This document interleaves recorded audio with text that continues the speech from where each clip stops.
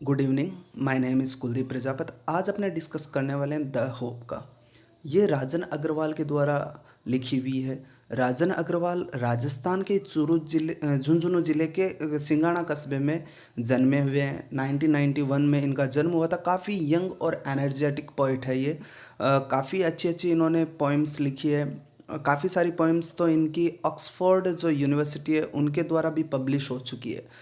तो काफ़ी बढ़िया इन्होंने लिखा है। होप जो पोइम इन्होंने लिखी है ये आपके डेली रूटीन, आपके जो डेली जनरल लाइफ है उसके ऊपर ही ये पूरी के पूरी डिपेंड है। आप क्या सोचते हो आशा के प्रति, आप क्या आपके जो होप है वो किस प्रकार से आपके जीवन को अफेक्ट करती है, वो सारा का सारा इस पोइम में इन्होंने बताया। देखिए, अभी का अगर आपने बात करें तो बोर्ड्स के एग्ज़ाम है वो पोस्टपोन्ड है, कैंसिल नहीं हुए, पोस्टपोन्ड है। कभी 6 जून डेट बताते, कभी कुछ बताते, कभी कुछ बताते हैं। ये सारी फेक न्यूज़ आ रही है। आपको आशा है कि भाई एग्ज़ाम्स होंगे, तभी आप उसकी प्रिपरेशन में लगे हुए हो।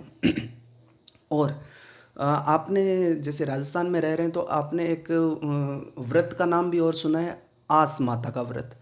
ये व्रत अपने क्यों करते हैं? क्योंकि अपने जीवन में काफ़ी सारी आशाएं होती है, वो आशाएं अपने पूरी होती जाती हैं और फिर से नई आशाएं बनती जाती है। मतलब आशा कभी भी इंसान की ख़त्म नहीं होती। पूरा का पूरा जो जीवन है वो आशा पे टिका हुआ है। अगर किसी इंसान की एक आस खत्म होती है तो दूसरी स्टार्ट हो जाती है। यहाँ तक कि आदमी अपने जीवन में भले ही 100 साल ना जिए, लेकिन उसकी जो प्लानिंग्स होती है वो 100 साल से भी ज़्यादा की होती है। क्यों होती है? क्योंकि उसकी आस होती है कि भाई ऐसा तो होगा ही होगा, भले ही वो रहे नहीं रहे, लेकिन ये होता है।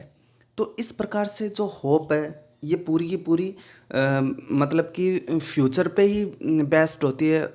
और आपको भी पता है कि भाई आशाएं हैं वो फ्यूचर में ही होगी, प्रेजेंट या फिर पास्ट में नहीं होती है।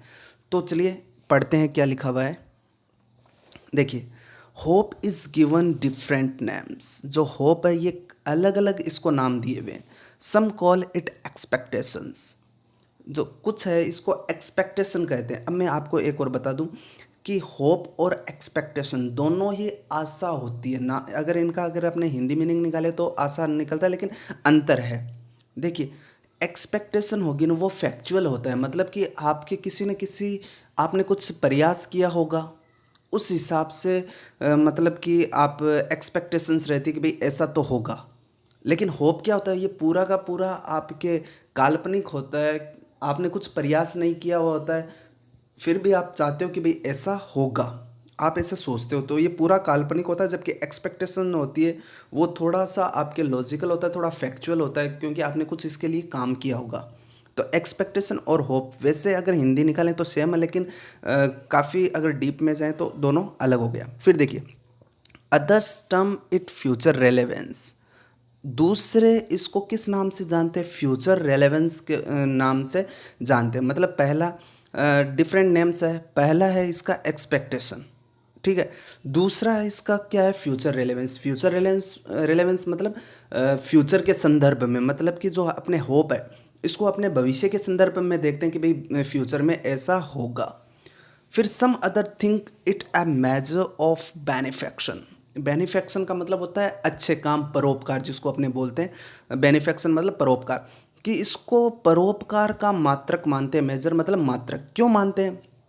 क्योंकि आप ये सोचते हो कि भाई अगर आप अच्छा काम करोगे अभी प्रेजेंट में तो आपको इन फ्यूचर आपके साथ में अच्छा होगा, या फिर अगले जन्म में आपके साथ में अच्छा होगा। तो ये आप मेजर ऑफ बेनिफेक्शन है, फ्यूचर के संदर्भ में अपने इसको देखते हैं। और परोपकार का यह मात्रक है। इस प्रकार से फर्स्ट स्टेंजा में आपको क्या मिला है? डिफरेंट नेम्स मिले। कौन कौन से? एक्सपेक्टेशन मिला है, फ्यूचर रेलेवेंस मिला है, और मेजर ऑफ बेनिफेक्शन मिला है। फिर देखिए, टू मी, मेरे लिए होप क्या है? क्रिएशन ऑफ सोल है। यहाँ से क्वेश्चन ये बनेगा कि भाई पोएट के लिए होप है वो क्या है, क्या मायने रखता है? तो यह है क्रिएशन ऑफ सोल है, कि आत्मा का निर्माण करने वाला है, आत्मा का सृजन करने वाला है hope. That makes us feel pleasuresome. जो कि हमको क्या करता है, प्लेजरसम महसूस करवाता है। प्लेजरसम का मतलब हो गया आनंदित, खुश हमको रखता है, हमको आनंदित महसूस करवाता है। तो ये चीज़ है कि भाई होप है वो क्या है, फर्स्ट क्रिएशन ऑफ सोल है, सेकंड ये आपको खुश रखता है, ये आपको आनंदित महसूस करवाता है। Clear. And leap with enthusiasm and glow. Leap का मतलब उछलना, कि आप एंथुजियाज्म मतलब उत्साह, कि यह आपको उत्साह से उछालता है, और ग्लो और मतलब आपको प्रसन्नता से उछालता है। Clear. In past we have survived on hope. Past में अपन ने सर्वाइव किया था किसके ऊपर, होप के ऊपर ही किया था। We surmise of future because of hope. और हम, ये लाइन इसी में ऐड है, ये यहाँ पे बीच में स्पेस रह गया, आप देख लीजिएगा कि in past we have survived on hope. Past में अपन ने किसके ऊपर सर्वाइव किया था, होप पे ही सर्वाइव किया था। और फ्यूचर में अपने सरमाइज कर रहे हैं किसके ऊपर, होप पे। सरमाइज का मतलब होता है अंदाज़ा लगाना। अब देखिए लास्ट ईयर भी लॉकडाउन था, फिर से लॉकडाउन लग गया। पीछे भी अपन ने सरवाइव किया था लॉकडाउन में, जब अपने सोर्स ऑफ इनकम नील था। कई सारे बिजनेसमैन ये थे जिन्होंने मतलब काफ़ी सारा माल का स्टॉक कर रखा था, लेकिन उनके भी नुकसान हुआ है। और फिर से लॉकडाउन है, फिर भी वो है, टिके हुए हैं, वो कोई गलत काम नहीं कर रहे हैं, कोई गलत कदम नहीं उठा रहे हैं। क्यों? क्योंकि वो सरमाइज कर रहे हैं फ्यूचर का, कि भाई एक दिन तो ऐसा आएगा कि भाई ये लॉकडाउन हटेगा और फिर से अपने बिजनेस चलेंगे। आप स्टूडेंट्स भी इसी चीज़ पे सरमाइज कर रहे हो कि भाई एक दिन तो वापस स्कूल्स रीओपन होंगे, वापस स्कूल्स जाएंगे। जो 12th क्लास में जो पढ़ रहे हैं वो कॉलेज के लिए सरमाइज़ कर रहे हैं, अंदाज़ा लगा रहे हैं। सरमाइज़ का मतलब अंदाज़ा लगा रहे हैं कि भाई अपने कॉलेज में जाएंगे। और जो प्रमोट हो रहे हैं वो रीओपनिंग के लिए अंदाज़ा लगा रहे हैं। तो मतलब ऐसा नहीं है कि भाई अपने साथ में कुछ गलत होता है तो अपने एकदम से मतलब टूट जाते हैं। क्यों नहीं टूटते हैं? क्योंकि अपने अंदर अभी भी आशा है कि भाई पॉजिटिवनेस आएगी। क्लियर। फिर देखिए, होप किल्स नेगेटिविटी इनसाइड। जो होप है वो अपने अंदर क्या करती है कि जो नेगेटिविटी है वो मारती है। अपने अंदर जो नेगेटिविटी है, नकारात्मकता है, देखो बैठे बैठे क्या होता है कि भाई दिमाग ख़राब होने लगता है। क्यों होने लगता है? क्योंकि भाई मुसीबतें होती इसलिए है कि भाई वो आपको तोड़ दे, वो आपकी जो पॉजिटिविटी है उसको बिल्कुल ख़त्म कर दे। मुश्किल आती इसलिए, मुश्किलों में ही पता चलता है कि आदमी कितना स्ट्रांग है। तो ये जो होप होती है, आशा होती है, ये क्या करती है, आपको अंदर से मजबूत बनाती है और आपके अंदर जो नेगेटिविटी होती है, जो नकारात्मकता उसको मार देती है। एंड फेल्स अस विथ काम एंड क्वाइट। और आपको एकदम शांत बना देती है। और क्वाइट का भी मतलब यही आप मीनिंग लो, क्योंकि दोनों का सेम सा मीनिंग है। वैसे अगर क्वाइट का मतलब देखें तो खामोश होता है, कि आपको खामोशी से भर देता है और आपको शांत बना देता है। मतलब आपके अंदर जितने भी क्वेश्चंस उठते हैं उन सब को होप है वो शांत कर देती है, कि भाई एक बार ये सब सोचने का समय नहीं है, अभी आप इंतज़ार करो, समय आएगा, फिर से हवा बदलेगी और आप फिर से पॉजिटिव वे में जाओगे। तो इस प्रकार से नेगेटिविटी आपके अंदर मारता है और आपको शांत और खामोशी से भर देता है। फिर नेक्स्ट देखिए कि hope max the bird fly. जो होप है वो क्या करती है, पक्षियों को उड़ाती है। मैक्स द बर्ड फ्लाई, ये यहाँ पे पॉजिटिव वर्ब है। कभी मैं इसके ऊपर वीडियो बनाऊंगा कि जैसे कि अपने कहते हैं कि एक तो कि भाई मैंने कपड़े धोए तो मैंने काम किया, एक मैंने कपड़े धुलवाए तो मैंने काम नहीं किया, मैंने दूसरों से करवाया। ऐसे ही पक्षी उड़ते हैं, ये तो जनरल वर्क हो गया। और पक्षियों को उड़ाया जाता है, ठीक है, तो ये काम है वो पक्षियों को उड़ाता है। मतलब पक्षी खुद नहीं उड़ते, उनको उड़ने के लिए बाध्य किया जाता है। तो ये सारी पॉजिटिव वर्ब्स होती है, कभी मैं इनके ऊपर वीडियो बनाऊंगा। फिर देखिए कि hope makes the bird fly, कि जो होप है ये क्या करती है, पक्षियों को उड़ाती है। किस लिए उड़ाती है? इन search of food for young once, कि जो उनके बच्चे हैं उनके लिए खाना मिल जाएगा, इस सर्च में उड़ाती है। And material to build their house, और जो मटेरियल है कि उनके घरों के लिए उनको मटेरियल मिल जाए, इसलिए उनको उड़ाते हैं। क्लियर? वरना अगर उनको एहसास रहे, क्योंकि कि भाई उनको एहसास रहे कि भाई कुछ मिलेगा नहीं, तो वो क्यों उड़ेंगे? उनको आस है कि भाई मिले, उड़ेंगे तभी मिलेगा। आपने एक और वो प्रोवर्ब सुनी होगी कि भाई early birds get the worms, कि जो जल्दी उड़ते हैं वही सब कुछ पाते हैं। मतलब कि जो जल्दी उड़ने वाला पक्षी है, जो सुबह जल्दी उड़ेगा, उसी को कीड़े मकोड़े मिलेंगे, वरना जो बाद में उड़ेंगे उससे तो उनको कुछ नहीं मिलेगा। तो इस प्रकार से जो होप है ये भी पक्षियों को उड़ाती है। किस लिए? कि भाई उनको उनके बच्चों के लिए खाना मिल जाएगा, और उनके बच्चों उनको जो मकान है, उनका जो घर है, घोंसला, उसके लिए मटेरियल मिल जाएगा। फिर देखिए कि it is the hope that max a bird. Bird का मतलब क्या होता है? कली होता है। जो नई कलियां फूटती है पेड़ों पे, उसके लिए कहा गया है कि होप है वही बड बनाती है, कली बनाती है। Stay on the branch and Bloom, उनको ब्रांच के ऊपर बनाए रखती है, एंड ब्लूम, और उनको खिलाती है। खिलाती मतलब ब्लूम करवाती है, जब वो खिलती है तभी आगे टहलने या फिर बाद में फूल बनेगी। तो होप ही उनको ये सब करवाती है, उनको ब्रांच पे रखती है और उनको ब्लूम करती है। अगर होप नहीं हो तो ऐसा नहीं होगा। Trees lose the leaves with a hope, और जो ट्रीज होते हैं वो भी अपनी जो लीव्स है उनको एक होप में ही लूज करते हैं, गिराते हैं। क्यों गिराते हैं? क्योंकि उनको पता है कि one day it will be ladened with green hues. Hues का मतलब होता है कलर, और यहाँ पे हरे रंग का मतलब है कि भाई वापस से ये पत्तियों से भर जाएगा। कि जो ये पेड़ है वो इसी आस में इसको पत्तियों को गिराते हैं कि भाई एक दिन ये फिर से लेटेंट मतलब कि भर जाएंगी। ग्रीन ह्यूज मतलब हरे भर, ये वापस हरा भरा हो जाएगा, वापस इसके ऊपर ढेरों पत्तियां आ जाएगी। इसलिए इनको जो पेड़ है वो पत्तियों को गिराता है। फिर नेक्स्ट है कि होप एनलाइटन्स द लाइफ्स ग्लूमी। ये यहाँ पे थोड़ा सा मिस प्रिंट है, आर यहाँ पे नहीं है, ध्यान कर लीजिएगा। ग्लूमी में ये आर नहीं है, ठीक है। ये यहाँ पे GLOOMY है। और थर्फेस का मतलब होता है रास्ते। की होप है वो एनलाइटन करता है, मतलब एनलाइटन का मतलब कि प्रकाशमय करता है। किसको? लाइफ के जो ग्लूमी, ग्लूमी का मतलब होता है दुख भरे, अंधेरा, दुख भरा। कि जो थर्ड फेज का मतलब हो गया रास्ते। कि जो जीवन के अंधकार में जो रास्ते हैं उनको एनलाइटन करता है, मतलब कि उनको प्रकाशित करता है।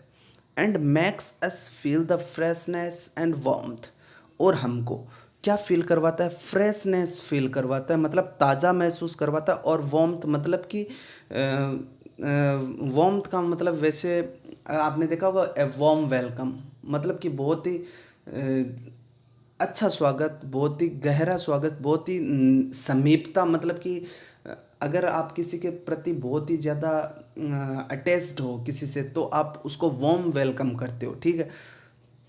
जोशीला जिसको आप बोल सकते हो। तो हमको फ्रेशनेस फील करवाते हैं और एक जोशीला फील करवाते हैं ऑफ द डेज अहेड, आने वाले दिनों में। क्लियर?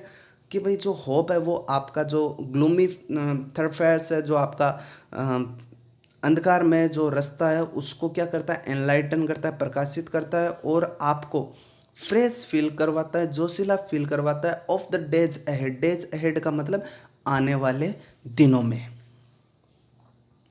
फिर नेक्स्ट है कि hope makes life go on. कि जो आशा है वो क्या करता है? आपका जीवन को चलाती है। मतलब अगर आस ही नहीं है तो आपका जीवन भी नहीं चलेगा। पूरा का पूरा जो जीवन चल रहा है वो किस पे है?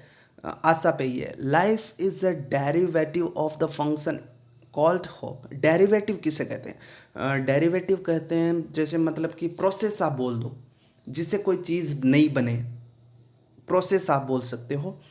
कि जो लाइफ है वो डेरिवेटिव है किसका?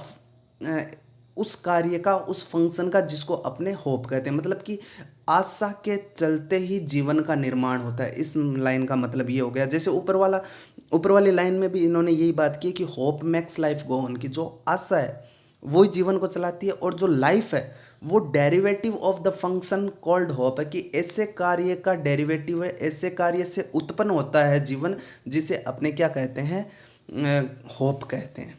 क्लियर। फिर है hope is the prime excellence.